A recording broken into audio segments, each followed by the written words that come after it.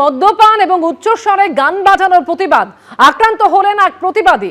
নিউটাউনের যাত্রাগাছিতে রক্তাক্ত প্রতিবেশী মেরে মাথা ফাটিয়ে দেওয়ার অভিযোগ উঠছে যুবক যুবতীর বিরুদ্ধে। স্থানীয়দের দেওয়া এই হচ্ছে সেই ভিডিও, এবং যেটা জানা যাচ্ছে যে নিউটাউনের যাত্রাগাছিতে এভাবেই রক্তাক্ত হলেন একজন। মদ্যপান এবং উচ্চস্বরে গান বাজানোর প্রতিবাদ করেছিলেন তিনি।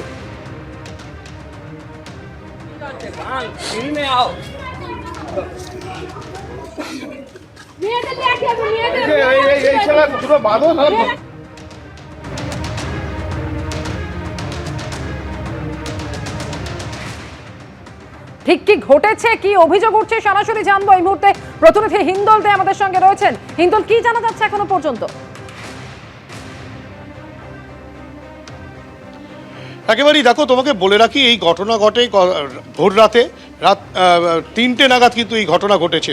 ইকো পার্ক থানার অন্তর্গত নিউটাউনের যাত্রাগাছির এই যে বহুতল, এই বহুতল দেখাতে বলবো শুভঙ্কর লাহাকে। এই বহুতলের একেবারে নিচের তলায় ভাড়া থাকতেন একটি পরিবার। তারা কিন্তু রীতিমতো রাতের বেলা মদ্যপান করে উচ্চস্বরে গান বাজনা বাজাচ্ছিলেন, উচ্ছৃঙ্খল একটা পরিবেশ তৈরি করেছিলেন, এবং তারই প্রতিবাদ করেছিলেন। এই পাশেই একটি বাড়ি রয়েছে, এই বাড়ির যিনি বাসিন্দা শওকত আলী, সেই শওকত আলী কিন্তু বলছেন যে রাতের বেলা এভাবে কেন মদ্যপান করে গান বাজনা করে মানুষকে বিরক্ত করা হচ্ছে। তার পাশেই বাড়ি রয়েছে। তখন যেটা অভিযোগ করা আসছে শওকত আলীর পরিবারের পক্ষ থেকে, যে এই যে পাশের ঘর, শুভঙ্করকে বলবো দেখাতে, এই বহুতলের নিচের যে ঘর, এখানেই কিন্তু এই যুবক যুবতীরা তারা কিন্তু রীতিমতো মদ্যপান করে উচ্চস্বরে গান বাজনা বাজাচ্ছিলেন, এবং পাশের মানুষজন বিরক্ত বোধ করছিলেন। এবং সেই বিরক্তির থেকেই কিন্তু শওকত আলী তিনি প্রতিবাদ করতে যান, এবং তিনি যখন প্রতিবাদ করতে যান তখন কিন্তু রীতিমতো সেই সব যুবক যুবতীরা এই যে পাঁচিল রয়েছে, এই যে দেওয়াল রয়েছে, এই দেওয়াল পেরিয়ে একেবারে শওকত আলীর সঙ্গে যখন বচসা হচ্ছে তারই মাঝে কিন্তু তার উপরে হামলা চালান, তেমনটাই কিন্তু অভিযোগ করা হচ্ছে। আমাদের সঙ্গে রয়েছেন শওকত আলী, দেখাবো। শওকত আলীর মাথা কিন্তু ফেটে গিয়েছে, যেহেতু আপনি একটু এদিকে আসুন। তার মাথায় কিন্তু 6টি সেলাই পড়েছে, মাথায় স্টিচ রয়েছে, তিনি অসুস্থ রয়েছেন, এবং সেই কারণে তিনি প্রতিবাদ করতে গেলে তার উপরে কিন্তু এভাবে হামলা হয়, এবং যার জন্য তার মাথা ফেটে গিয়েছে। ইতিমধ্যেই ইকো পার্ক থানার পুলিশ বেশ কয়েকজনকে আটক করেছে, তেমনটাই পুলিশ সূত্রে খবর। ধন্যবাদ হিন্দল।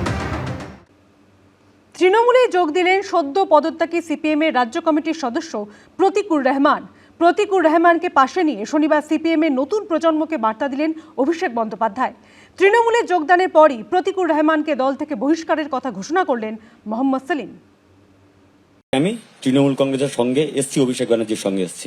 প্রতীকুর আমাকে নিজে এসে বলছে, দাদা দল যদি আমাকে টিকিট দেয়ও আমি টিকিট নেবো না। প্রতীকুরের প্রতীক বদল, কাস্তে হাতুড়ি ছেড়ে তৃণমূলে যোগ দিলেন সদ্য পদত্যাগী সিপিএমের রাজ্য কমিটির সদস্য প্রতীকুর রহমান। 2024 লোকসভা নির্বাচনে যার বিরুদ্ধে সিপিএম প্রার্থী হিসেবে প্রতিদ্বন্দ্বিতা করেছিলেন, শনিবার সেই অভিষেক বন্দ্যোপাধ্যায়ের হাত ধরেই তৃণমূলে পথ চলা শুরু হলো প্রতীকুর রহমানের।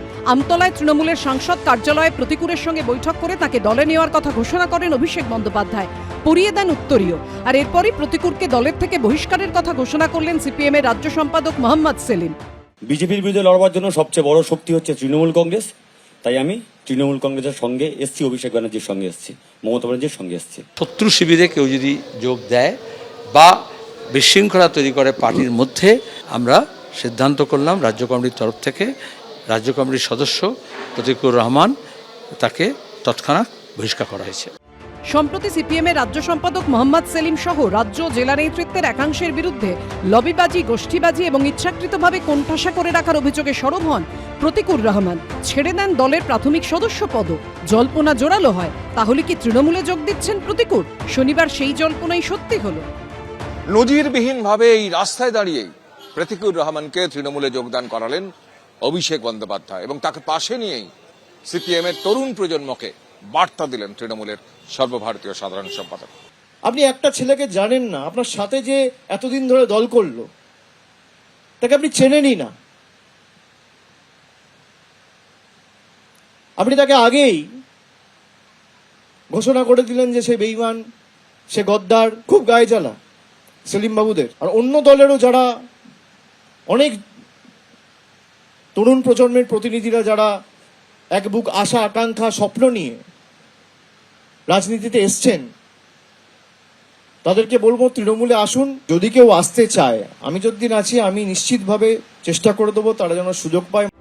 2021-এর বিধানসভা ভোটে ডায়মন্ড হারবার কেন্দ্রে সিপিএমের প্রার্থী হন প্রতিকুর রহমান। 2024-এর লোকসভা নির্বাচনে ডায়মন্ড হারবার কেন্দ্র থেকে অভিষেক বন্দ্যোপাধ্যায়ের বিরুদ্ধে সিপিএম প্রার্থী হিসেবে লড়েন তিনি এবং পরাজিত হন। শনিবার সেই অভিষেক বন্দ্যোপাধ্যায়ের হাত থেকে উত্তরীয় পরে তৃণমূলে পথ চলা শুরু করলেন একদা সিপিএমের সংগ্রামী তরুণ নেতা প্রতিকুর।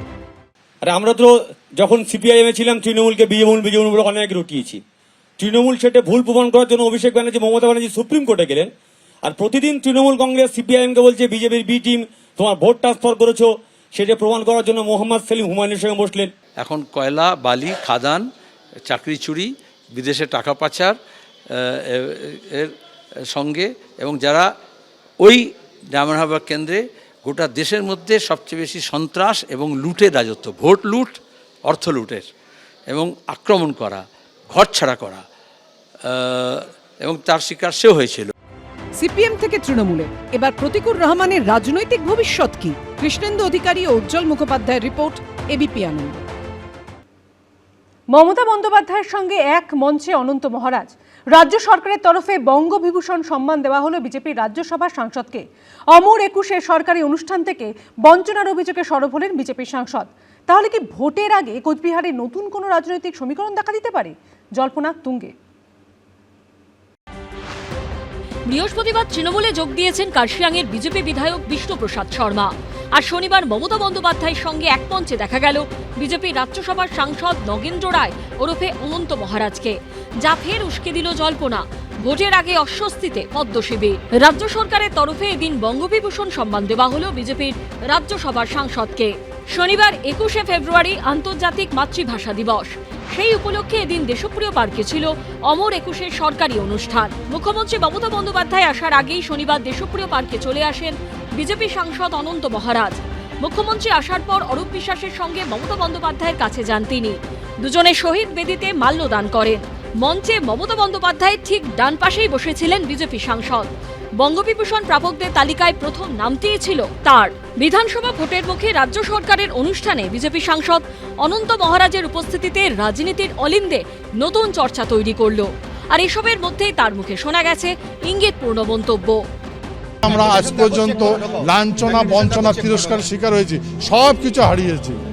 বঞ্চনা মানে বঞ্চনার সীমায় নেই, সীমানা নেই। অনন্ত মহারাজ আমার সহকর্মী, আমার সতীর্থ। আমরা একই সঙ্গে রাজ্যসভায় পাশাপাশি বসে, তা আমার সতীর্থ যদি সম্মানিত হন, তিনি যদি কোনো পুরস্কার পান, এর থেকে বড় আনন্দের খবর আর আমার কাছে কিছু হতে পারে না। কোচবিহারে অত্যন্ত গুরুত্বপূর্ণ ফ্যাক্টর রাজবংশী ভোট। এই জেলায় প্রায় 34% রাজবংশী ভোটার। পর্যবেক্ষকদের একাংশের মতে রাজবংশী ভোটারদের মধ্যে অনন্ত মহারাজের প্রভাব রয়েছে। সেই জন্যই তাকে রাজ্যসভার সাংসদ করেছিল বিজেপি। আর এহেন অনন্ত মহারাজই শনিবার রাজ্য সরকারের অনুষ্ঠান মঞ্চ থেকে বঞ্চনার অভিযোগে সরব হলেন। এটা আমার অন্তরে ব্যথা, সব কিছু হারিয়েছি। বঞ্চনা মানে বঞ্চনার সীমায় নেই, সীমানা নেই। হলে কি হলো? বিজেপি সংসদ হলে কি হলো? আমি সারা ভারতবর্ষের জন্য বলবো না, আমাদের মানুষের জন্য বলবো না, কিন্তু কিছু করছে না তো। অনন্ত মহারাজের অন্যতম দাবি হচ্ছে উত্তরবঙ্গকে আলাদা রাজ্য করা। আমার প্রশ্ন হচ্ছে, তৃণমূল কংগ্রেস আজকে তাকে যে কি একটা পুরস্কার দিলেন, বঙ্গবিভূষণ দিলেন, তো বঙ্গবিভূষণ দিয়ে কি তৃণমূল কংগ্রেস বাংলা বিভাজনকে কি অ্যাকসেপ্ট করে নিলেন? সেই প্রশ্নটা সবার আগে। এই প্রথম নয়, এর আগেও বারবার বিজেপির অস্বস্তি বাড়িয়েছেন অনন্ত মহারাজ। অনন্ত মহারাজ আজকে এসে তিনি তার রাজবংশী ভাষায় বক্তৃতা দিয়েছেন এবং কবিতা বলেছেন। এ অতি একটা সুমধুর সম্মিলিত প্রচেষ্টা। এরপরে রাজনৈতিকভাবে উনি কি করবেন সেটা সামনের দিনই বোঝা যাবে, সামনের দিনেই বোঝা যাবে। 2022-এর ফেব্রুয়ারিতে চিলা রায়ের 512তম জন্মদিবস উপলক্ষে এক মঞ্চে দেখা গেছিল মমতা বন্দ্যোপাধ্যায় ও অনন্ত মহারাজকে। 2024 সালে লোকসভা ভোটের পরপর কোচবিহারের চকচকার বাড়িতে গিয়ে বিজেপি সাংসদ অনন্ত মহারাজের সঙ্গে দেখা করেছিলেন মমতা বন্দ্যোপাধ্যায়। মুখ্যমন্ত্রী মমতা বন্দ্যোপাধ্যায়ের সঙ্গে সাক্ষাতে নদিনের মাথায় দিল্লিতে অমিত শাহের সঙ্গে বৈঠকে বসেন কোচবিহারের বিজেপি সাংসদ অনন্ত মহারাজ। তার ঠিক দুদিন পরে প্রধানমন্ত্রী নরেন্দ্র মোদীর সঙ্গে বৈঠক করেছিলেন বিজেপির রাজ্যসভার সাংসদ। এই আবহে সেই তিনি মমতা বন্দ্যোপাধ্যায়ের সঙ্গে মঞ্চ ভাগ করলেন। তাহলে কি ভোটের আগে কোচবিহারে নতুন কোনো রাজনৈতিক সমীকরণ দেখা দিতে পারে?